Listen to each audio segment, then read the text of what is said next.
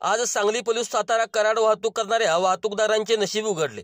स्थानिक जागरूक सामाजिक कार्यकर्ते माजी खासदार संजय काका पाटील यांच्या गटाच्या तसेच काही स्थानिक भाजपा कार्यकर्त्यांनी एकत्र येऊन जेसीबीने सदर रस्ता खुला केला। त्याचबरोबर आज वसगडे येथे माजी मंत्री आमदार विश्वजित कदम, खासदार विशालदादा पाटील यांच्या हस्ते विविध विकास कामाची शुभारंभ होता। त्यानिमित्त काँग्रेसच्या कार्यकर्त्यांनी त्यांच्या हस्ते नारळ फोडून सदर पुलाचे अधिकृत उद्घाटन केले। सर्वपक्षीय कृती समिती व नागरिक जागृती मंच सांगली जिल्हा वतीने सतीश साखळकर, महेश कराडे, शंभूराज काटकर, गजानन साळुंके आम्ही मात्र दोन्ही कार्यक्रमाचे साक्षीदार होतो।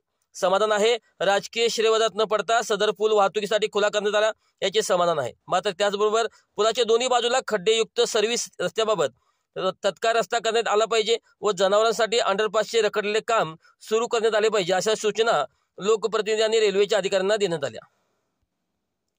मिरजेत संगीतरत्न अब्दुल करीम खॉ साहेब यांची 88वी पुण्यतिथी साजरी।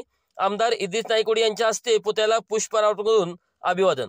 किराणा घराण्याचे संस्थापक जगप्रसिद्ध गायक संगीतरत्न अब्दुल करीम खॉ साहेब यांची 88वी पुण्यतिथी संगीतरत्न अब्दुल करीम खॉ साहेब पुण्यतिथी सेवा मंडळ यांच्या वतीने साजरी करण्यात आली। स्टेशन चौक येथील करीम खॉ साहेब यांच्या पुतळ्याला आमदार इद्रिस नाईकवडी यांच्या हस्ते पुष्पहार अर्पण करून अभिवादन करण्यात आले। यावेळी प्रसिद्ध त्वचारोग तज्ञ दयानंद नाईक, पुण्यतिथी सेवा मंडळाचे सदस्य फारुखभाई सतारमेकर, बाळासाहेब मिरजकर, राष्ट्रवादीचे नेते चंद्रकांत मैंगुरे, ईश्वर जनवाडे यांनी खॉ साहेबांच्या पुतळ्याला पुष्पहार अर्पण करून अभिवादन केले। मिरज नगरीचे अब्दुल करीम खॉ साहेब यांचे ऋणानुबंध होते।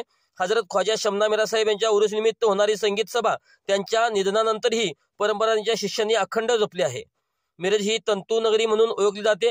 तंतुवाद्य निर्मितीसाठी शासन स्तरावर सर्वोत्तमपरी मदत करणार असे आश्वासन यावेळी आमदार इद्रिस नाईकवडी यांनी केले।